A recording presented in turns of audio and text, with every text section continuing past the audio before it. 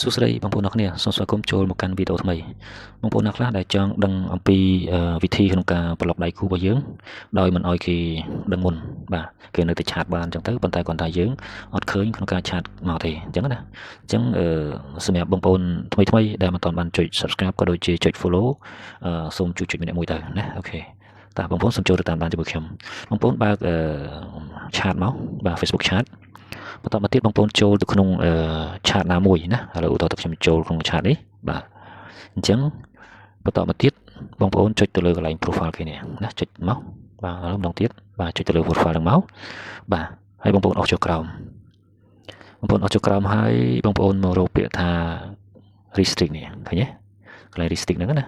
អញ្ចឹងបងប្អូនចុចលើវាមកបាទបន្ទាប់ពីចុចហើយគឺនេះបាទបន្ទាប់ពីចុចហើយគឺវាលោតរួចហើយណាអញ្ចឹងយើងចេញទៅវិញមើលថាតើ Facebook ឃើញអត់អញ្ចឹងឆាតនឹងអត់ឃើញទេនៅពេលដែលយើងកន្លែងចុចលើ restrict នេះហើយគឺវាលោតបានន័យថាវាលាក់បាត់ហើយវាប្លុកបាត់ហើយអញ្ចឹងណា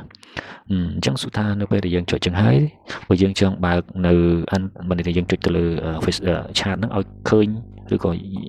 យើងអាចឆាតវិញធម្មតាវិញអញ្ចឹងណាតើគេធ្វើដល់របៀបណាបាទអញ្ចឹងអត់ពិបាកទេបងប្អូនសូមចូលមកកន្លែងសញ្ញាត្រី3នេះណាចូលកន្លែងសញ្ញាត្រី3កន្លែង menu នេះបាទចាំតិចបងប្អូនចុចលើវាមកបាទបន្តមកទៀតបងប្អូនសូមធ្វើការចុចទៅលើពាក្យថា setting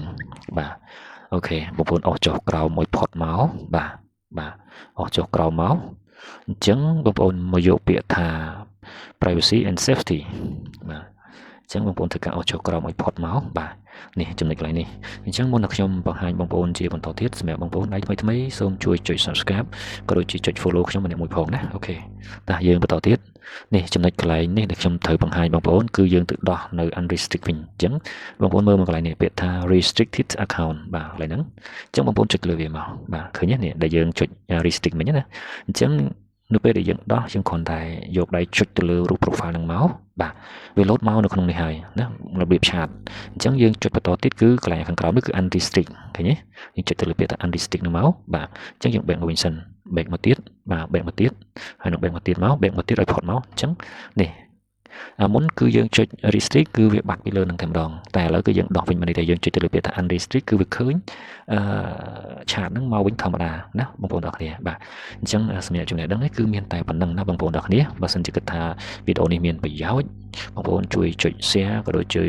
បងប្អូនដៃថ្មីជួយចុច subscribe ក៏ដូចជា follow ម្នាក់មួយទៅបាទសូមអរគុណ